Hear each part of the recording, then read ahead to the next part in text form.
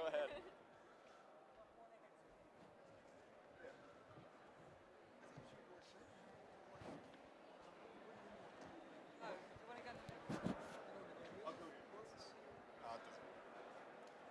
No. Do we just go whenever?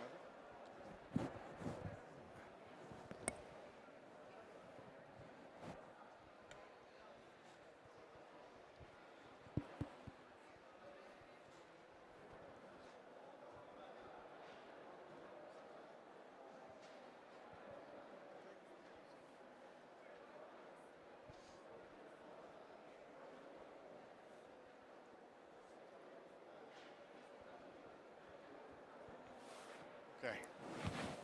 All right. Thank you so much for those of you that are here. It's really nice to have you join us for this side event.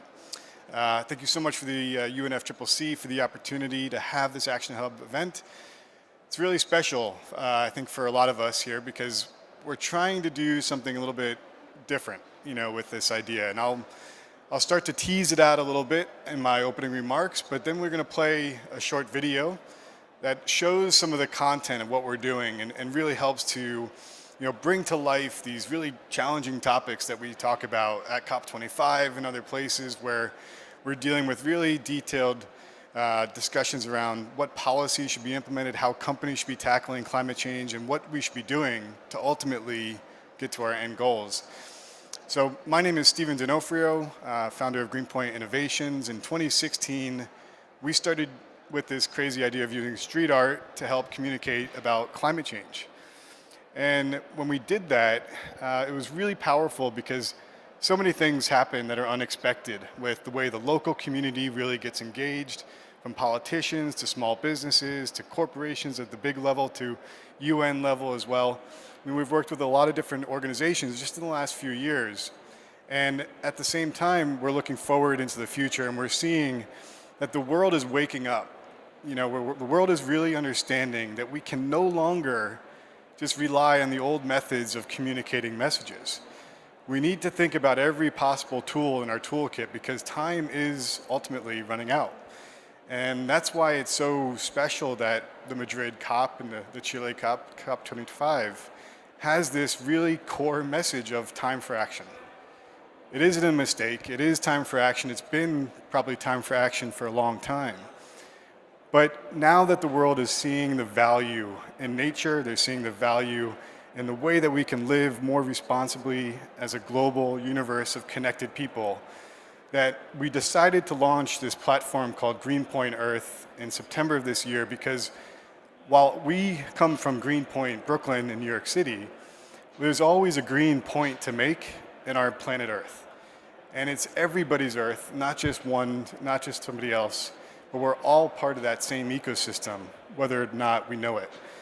So the connectivity is really important to establish in these projects, the understanding that we're dealing with globally challenging issues that boil down to a really local consequence, as well as a really local opportunity to try to tackle those issues. So that's fundamentally, I think, what we're trying to approach and tackle with these types of projects. So what are these types of projects? And I think this is a good opportunity to show the video. And this is the first time we're showing it publicly. Hopefully it plays, there's no glitches. I think it's going to go okay. But please disregard any typos also if you see them. It's a first launch and we're really excited to do it. Really excited to do it here with COP25 and the rest of these panelists, which I'll introduce after the video. Thank you.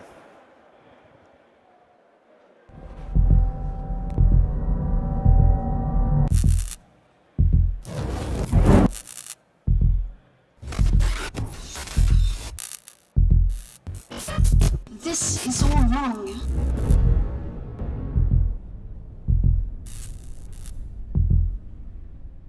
This is not a climate negotiating summit because we don't negotiate with nature. The years 2015 to 2019, the 5 hottest year on the books ever. The best science, according to the Intergovernmental Panel on Climate Change, tells us that any temperature rise about 1.5 degrees will lead to major and irreversible damage to the ecosystems that support us.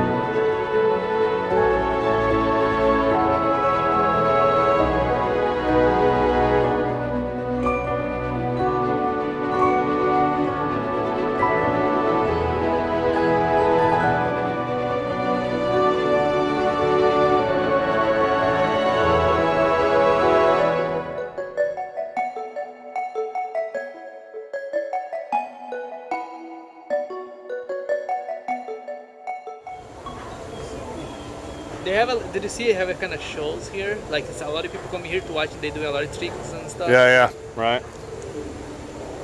There's one there is really, really smart. The other one's lazy, but You spend a full day with them, you get to know who's who.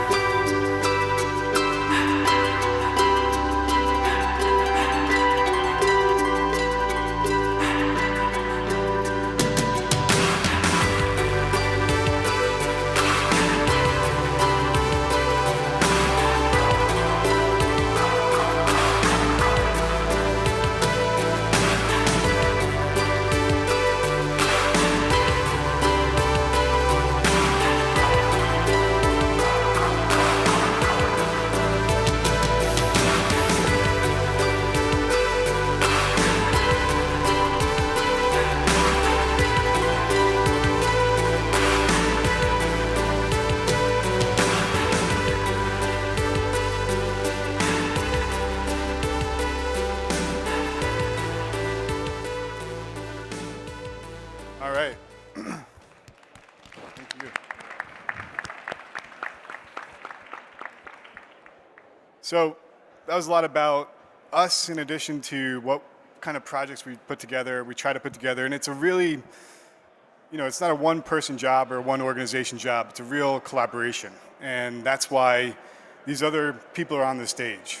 We can't do what we do without incredible artists that work with us and decide to spend their time in a gratuitous way to do really powerful communications with us. So that's number one. And number two are the other organizations, the sponsors, the partners, the people that are the kind of the brain trust in a lot of ways. I've been working in sustainability my whole career, but when you bring in other perspectives and other people that work in these issues in different ways, you can start to dream up new ways of telling the story. So I think that's a good prompt to introduce Gabrielle with the Global Landscapes Forum, because as you saw in the video, the big mural that was along the water side, that was done in collaboration with Global Landscapes Forum, which is an international organization, in addition to locally oriented organizations and companies.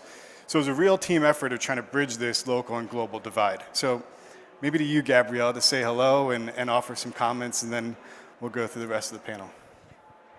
Is this on? Okay, great. Hi, I'm Gabrielle. I'm with the Global Landscapes Forum. We are a global platform focused on land and how landscapes, which is not just forests, it's not just agriculture, it's also mangroves, peatlands, oceans even, bringing those into the conversation now, how we can utilize our lands to better help the climate, to help economies, to help people, to bring money and beauty back to the earth.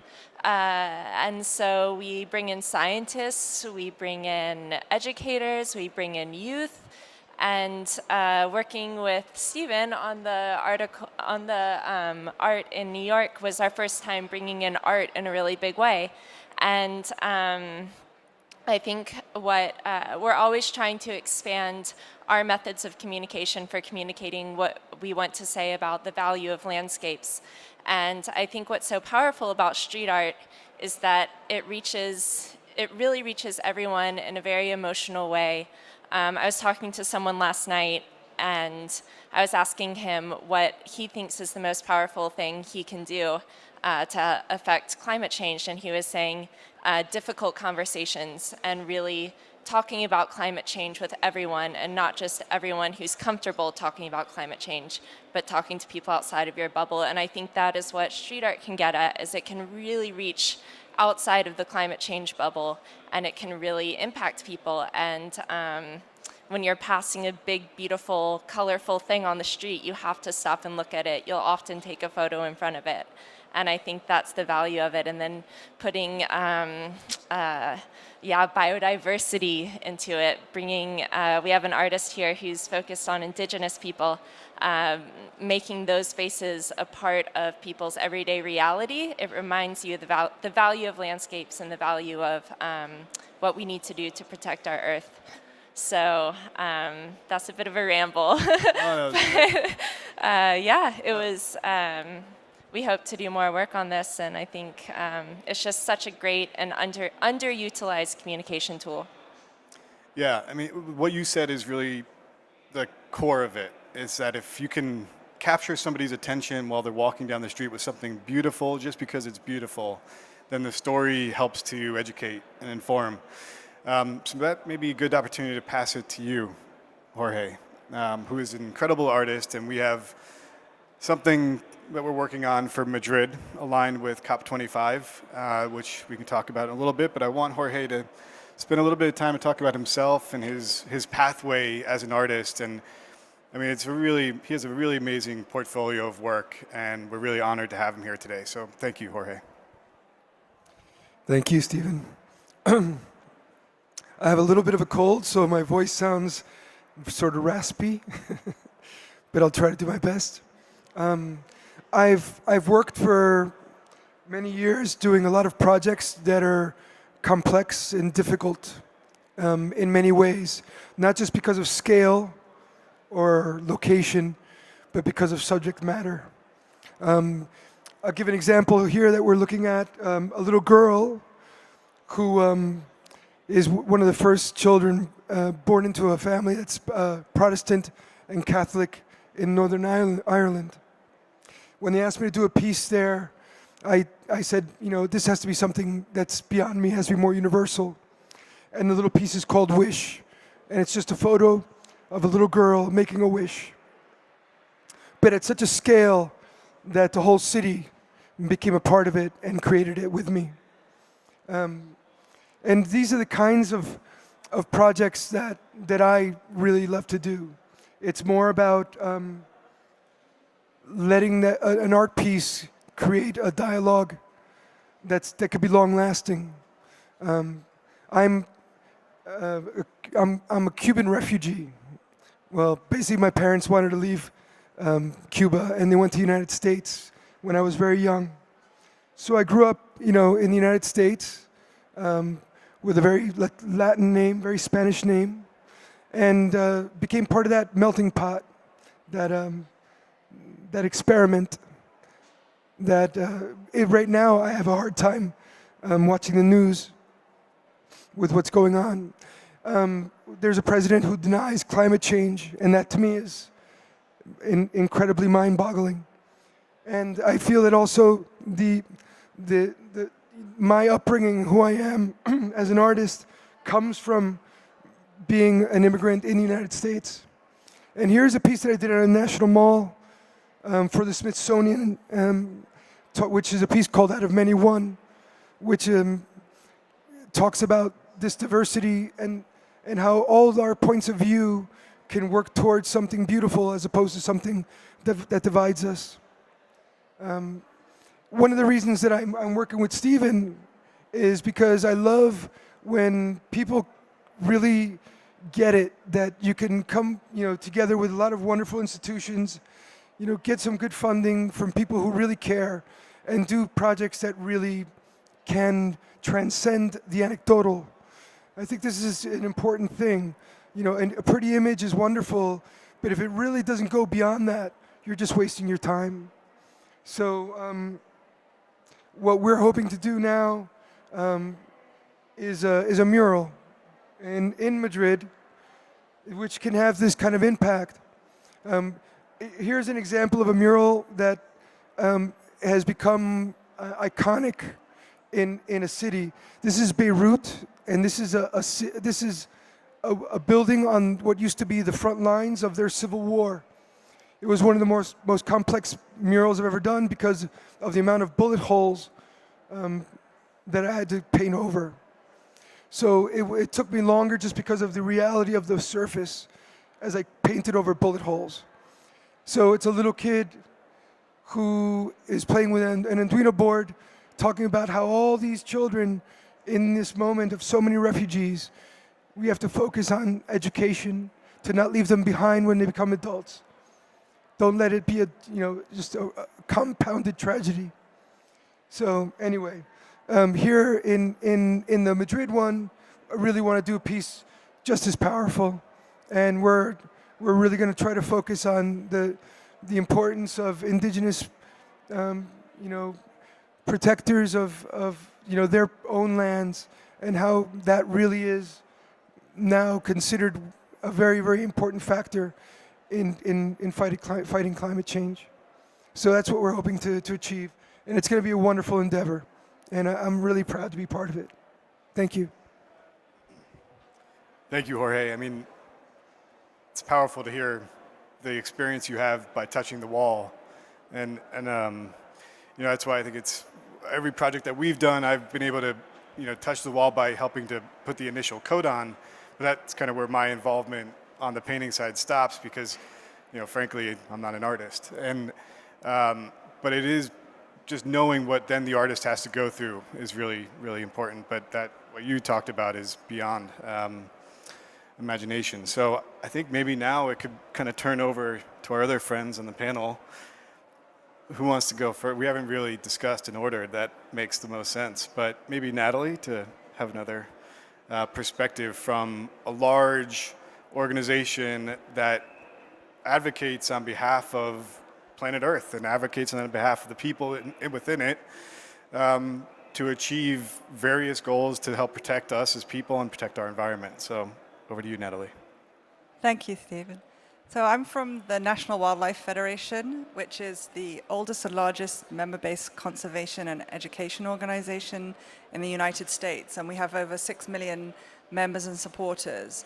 And one of our major goals is to connect people with nature, and especially kids with nature. And we're particularly targeted or focused on kids in urban areas who don't have a chance to get outside and see nature. We've been involved with projects and legislation to, for example, help make safe routes to school so that kids can walk to school, and if there's a park to walk past, they can do that. And we've featured the importance of nature in someone's life for our health. People do better and are healthier if they have the chance to connect. And of course, we're aware that climate change is the biggest threat to wildlife. And why we're excited about this art is that we think quite often when we hear about climate change, we hear a lot of scary numbers and statistics, and it feels overwhelming, and it sort of triggers, oh, this many years, this many degrees. Whereas when you see a piece of art, it triggers an emotion, as we heard from you, and it makes you connect in a different way, sort of makes the reality of what's important affect a different feeling inside you, and hopefully give some hope, especially this project here where we're looking at the beauty of our world and hopefully letting us understand that that we're connected to it and it's important to protect it. So that's what we're interested in it today. Yeah, it's really, really great, and I'm so excited to have you guys involved also. And another one of our collaborators for this project is Arbor Day Foundation. So I'll hand it over to you, Jeremy, to say hello. Thanks, Stephen. Hi, everyone. I'm Jeremy Mannion with the Arbor Day Foundation. We're a nonprofit based in the United States as well, and our mission is to inspire people to plant, nurture, and celebrate trees. And we recognize that trees are a simple solution to some of the most complex problems we're facing today, whether it's deforestation, climate change, poverty, hunger, and also bridging divides. In the same way that art helps connect and bring people together, trees do a lot of the same things. And we're living in a time where we have a lot of divides politically, economically, racially, socially, and trees resonate with people. And I'll give an example of that. my colleague Zach here in the crowd started a campaign that started at the beginning of November called Team Trees. And it's working with the YouTube content creator community to plant 20 million trees by 2020. And so far, we're 6 weeks into this campaign where we've raised over $17 million, and it's a very simple formula. $1 plants a tree, and we're doing this in all 6 continents that can sustain trees, minus Antarctica. So check out teamtrees.org to learn more about this initiative. But it's a way that we've had people connect from a 5-year-old that used his first dollar tooth fairy money to plant a tree to Elon Musk that donated $1 million, and there's lots of people in between. Over 500,000 people have contributed to this initiative. And we're just so happy to be a part of these types of collaborations and finding different ways to connect people, not only with art, but back to nature as well.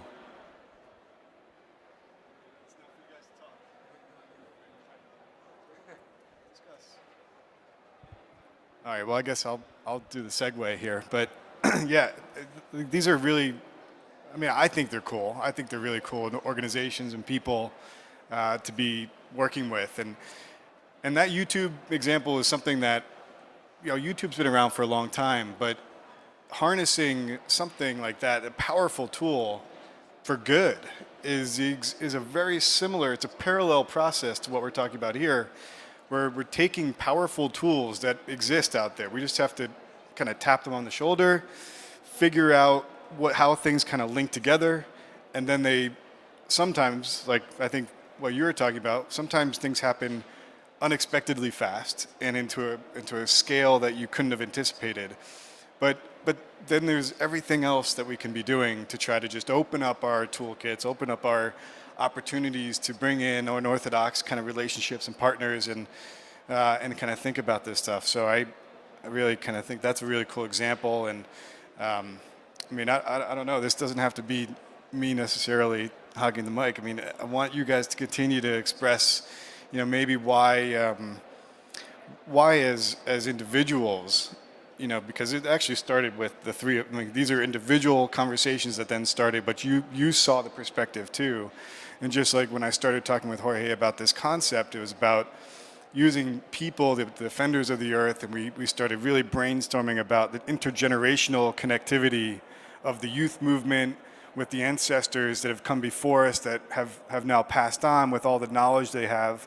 And then how do we show that these people are actually functioning together, that you need the different voices to hit different audiences and kind of capture different thoughts. So do you have anything else you want to talk about with relation to the work? I think that it's interesting that we talked about all those elements. I think that any good project, any good collaboration is really based on dialogue. And we've already come up with, we touched a bunch of things that we were really happy with that makes you really want to do it. So I think that that's a wonderful thing. I think everybody on the stage feels that when you have that kind of sense of, hey, we all get it, and it's really, really fun. You know, it's different than when it seems like it's not gelling, but when it really just flows and everybody's on the same page, you get to do amazing things, and it doesn't even feel like work. And that's a special, special thing. Yeah. I have a question for everybody. The title of this conference is Time for Action. So maybe for you individually or you organizationally, what does that mean for you, and how can we use this project that we're working on to help message the time that you see is for action, or what are the actions that need to be taken in this time?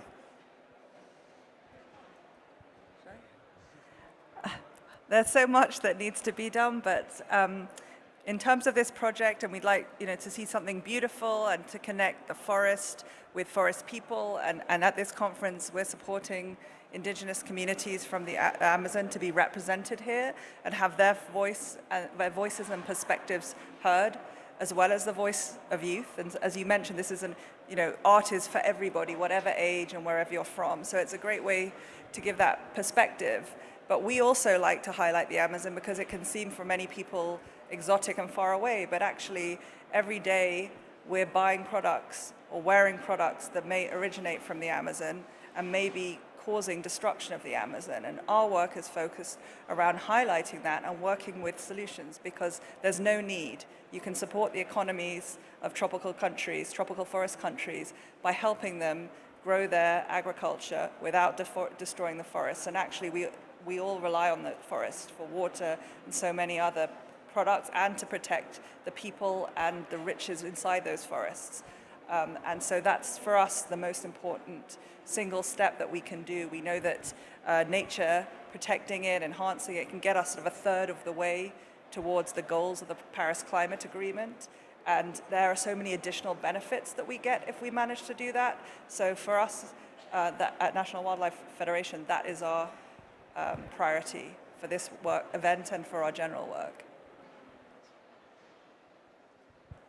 I think from my perspective, something that is really important and that we can all do better is making climate change more of an emotional issue and more of a values-based issue. I think that's what really reaches people. And I was thinking about that a lot this morning when Greta arrived here and the media was just swarming her to the point that policemen were telling people to back away. They were going to topple this poor child over. And last year at the COP, you could walk up to Greta. She was sitting in the hallway by herself. And there's just such a huge change that's happened in 1 year because of these words that this girl has spoken that really touch people's hearts. And not just the hearts of the people that come to these conferences, but the hearts of my friends and my family and people who think they have no stake in this issue and have no interest in this issue. She's able to reach those people. And I think that's, again, going back to the street art, I think that's the power of art, is that it reaches people's emotions. Like you hear a song and it makes you want to cry, or you see a photo and it makes you smile or something. And those are the things, those are the moments that people remember. At my organization just had a conference in Accra, and we had this 11-year-old DJ come, and she got the entire audience standing up singing about trees. And it was so beautiful because you're connecting with these strangers next to you, all singing together with an 11-year-old. And I think something we can all do better about in communicating climate change is not just putting the facts out there, because we have so many facts and they do serve a purpose and we need the science and we need the research, but I think there needs to be a much more concerted effort to make it an emotional, values-based issue, because people will take that home with them at night. I think building on that, we found it successful to break down these large climate goals, whether it's getting to net zero by 2050, the Paris Agreement goal, or cutting emissions in half by 2030. People have a hard time connecting with these numbers. And so by breaking it down into shorter goals, whether it's the 20 million trees for Team Trees, or finding ways to get people just involved in their communities, whether it's through art and out talking to their neighbors, we find that the time for trees is now, the time for art is now, the time for action is now. And we focus our work on forests, communities, and people. And the people part, I think, gets overlooked sometimes when we're talking about climate action. I think sometimes when we've looked at nature historically, we've been focused on protecting ecosystems for animals, and that's extremely important, near and dear to so many of our hearts. But I think this is about saving ourselves as a civilization, as a species. The planet's going to go on with or without us, and it's our mission, I think, to help elevate and empower people on the ground that are doing art projects, nature projects, and really elevate them as the true heroes. Well said, everybody. I mean, and I want to kind of think about with you, Jorge. We've got a few minutes left, about 5 minutes or so. When we're that kind of creative process that you talked about, and there's so much that happens behind the scenes inside somebody like Jorge's brain, where he can take this information and do something with it that, you know, a lot of us can't. And I think that's what's inspired me personally. And when I think of time for action, it is to stop having siloed discussions, to stop thinking about energy in one place and nature in another place, but that if we spend all of our focus on the energy, then the nature is going to be gone before we know it, and then we have nothing to live off of. So we need to have kind of combined conversations, which is why we've done these clean tech projects. We've done lit up water towers with green lights powered by solar panels, and the clean tech activation you just saw about the hybrid electric boat ride, that we try to kind of bring in these different elements to have the conversations together. And I think a lot of that starts with having these conversations with the artist. The artist is hands down for me probably the most important aspect of these projects. So to kind of come back to you, Jorge, and think about where you want to see your art going in the next 5 years. Where could it be if we are able to make the impact that we're trying to with this project or other projects you have down the line? Where do you hopefully see yourself painting a wall or painting about?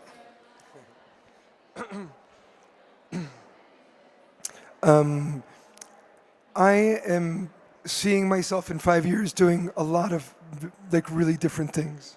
And I've been presenting projects with architects, a major brand that I never thought I would work with because I don't work with brands, but they told me that they were going to go for a major reduction of pollutants, and like all of a sudden they knew how to get me because they're going to change, and they're really going to change.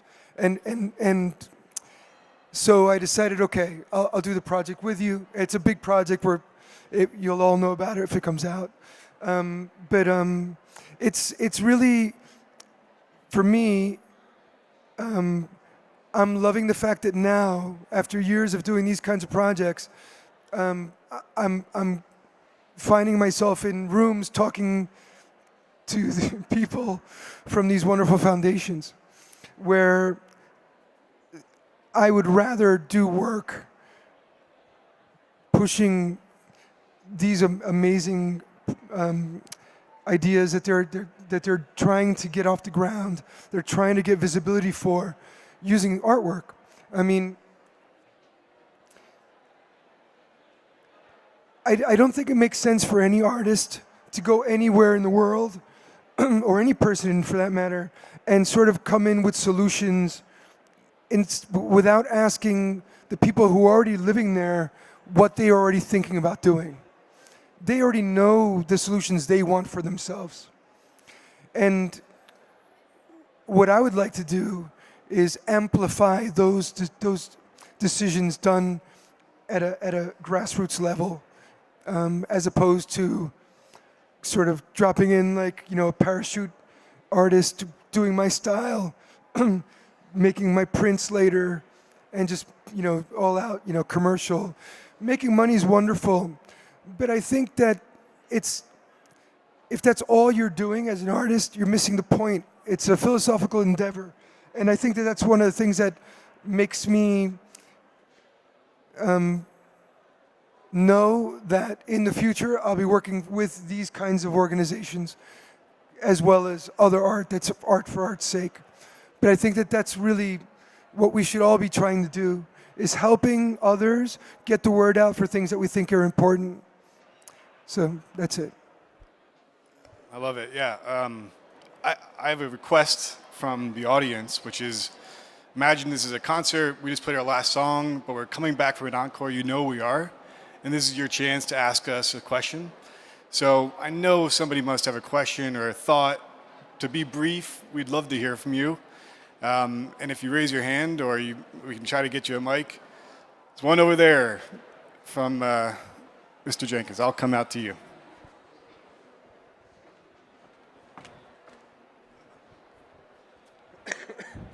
Hey, so I have the pleasure of working with Steven over the last 6 years, and hopefully many more to come. And I love this idea that I'm a tropical forester by training, so the tools I have used historically in my life, writing reports and doing that kind of stuff in books, has got a tiny little audience that pays attention. But when you can bring art, and when you can bring music, and when you can bring flavors of food and products to them, it just changes completely the breadth of the audience that we can bring into our issues.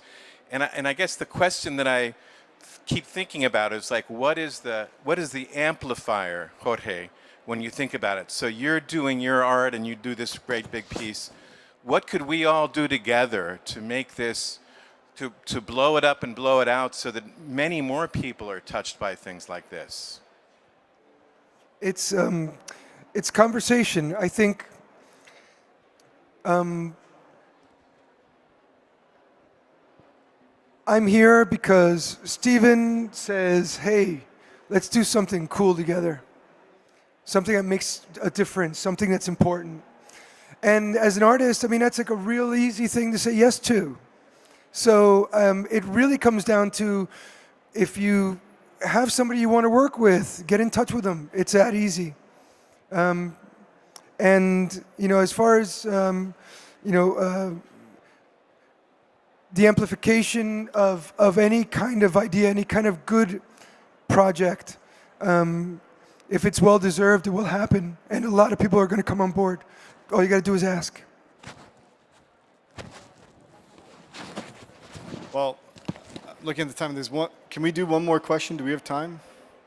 I'm not seeing anybody calling us off stage, so I say we go for it. I'm going to take the chance to Anna here. I've also had the pleasure to work with Stephen for some time and had seen Greenpoint grow. So it's just so amazing to be here and see this come to life. And I have to say, what a refreshing conversation to be having here at COP, to be seeing really the people aspect.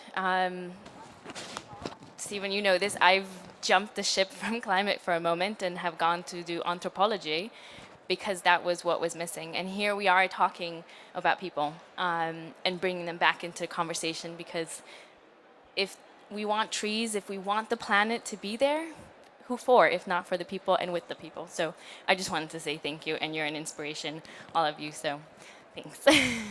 Thank you, Anna. Very nice of you. I think we have another one in the back.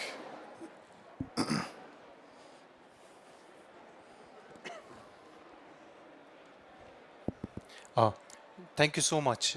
I might sound a little naive because I'm not the artist, and also I'm not a native speaker, so bear with me.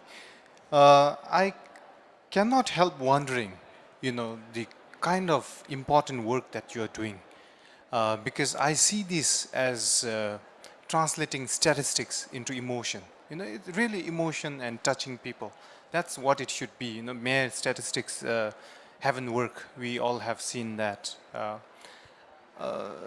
While I appreciate that, I would also like to know how can a small country or a faraway country from where all these actions are taking place can do.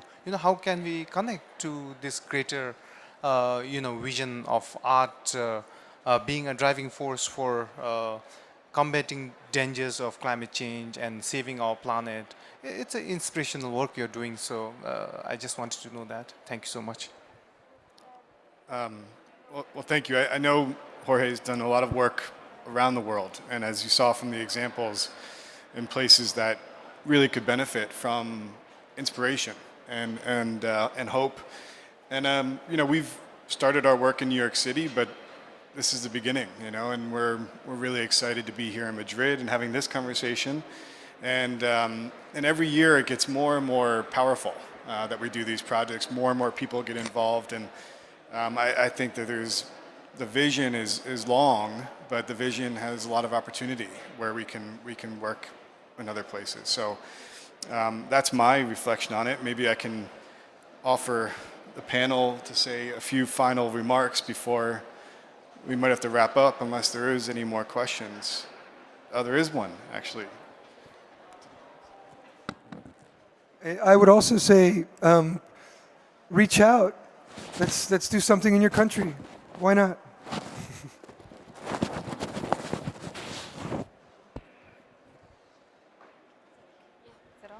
Can you hear me? Okay, first off, I think congratulations to each and every one of you. That was very inspiring, what we just heard and saw. I come from a small island in the Mediterranean called Cyprus. And I had more of a comment and perhaps words of encouragement to you rather than a question. And I think you hit the nail on the head, Jorge, when you said it's about not coming in and announcing, but coming in and helping to amplify. And I suppose my words of encouragement to you guys are, you know, go in there, help the people feel like they have ownership, because like you said, sometimes it's the most difficult climate conversations that need to be had to people that the message has not yet come across to. And I could really envisage, you know, an art project or any one of your projects taking off in a place like Cyprus, where, you know, you come in, understand what's going on, and really leave the people with a message behind that then they would feel that they own it. And perhaps it could be a piece of art that can be sustainable and carry on, and they can keep maintaining it in a sense. Thank you. Thank you. Well, it sounds like we got to get our passports ready. We have places to go and people to talk to. So, I mean, I'm humbled every day I get to talk about this stuff and work with people that are outside the box or in the box and wanting to talk about whether what's in the box or what's outside, I don't really know. But these are conversations that are important, and they kind of break the mold of how we talk about these issues. And I'm just really grateful for everybody who's supported us over the years to getting to this point, who's with us today, and also people like Jorge, these artists. Any other comments, or should we wrap it? You feeling good? I'm feeling great. I'll just say one thing. I think when things like climate change are covered by the media, a lot of times it's through a negative lens. One of our core values is to be positive and inspiring, and we should all feel that way, because we have all the technologies that we need to solve this problem of climate change, and in a way that can be done in a socially just way. The Project Drawdown framework by Paul Hawkins shows us how to get to net zero and remove 1 trillion tons of carbon from the atmosphere to stabilize the climate. What's the hard part is we have to have the political and moral will to do that. And so it's only going to happen through collective actions and creative, unexpected partnerships like some of the ones you're seeing on stage here. So thank you. I just want to say one thing too. It's amazing. All the work that the organizations that you're all part of do is just fantastic. And I'm so happy they exist. Really, wonderful work. Thank you. All right, that seems like a great place to stop. Thank you so much, everybody. You're all amazing. We really appreciate it. Thank you.